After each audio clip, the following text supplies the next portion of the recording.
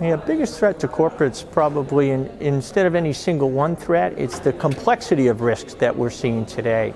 So political risks in Europe, the potential fragmentation, the economic risks of a hard landing in China, the security risks increasing in Southeast Asia and Northeast Asia that influence potential transit of supply chains through that region.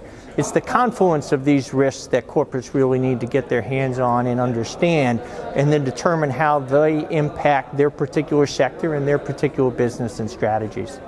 The other thing, in staying with the complexity theme, is that many times the political, economic, and the security risks influence each other. So for instance, in Venezuela 10 years ago, the economic policies that have been in place with the oil drop in prices a few years ago really precipitated a political crisis that we're seeing today and could evolve into a security crisis in the next year or two.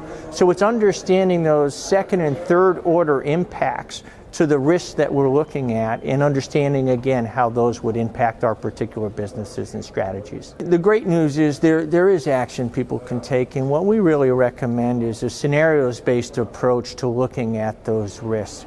So identifying and quantifying the key risks that could impact your business, and then thinking through what are the key scenarios that could see those risks evolve. Normally we'll recommend a baseline scenario and then potentially two alternatives. And then you identify what are the key indicators of change that would lead you to believe that one or more of those scenarios were coming to fruition.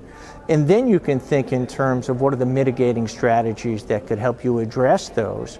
And again, improve not just the risk mitigation, but the exercise of going through the scenarios helps you and your team to think about the possible futures and the possible opportunities that might be there as well.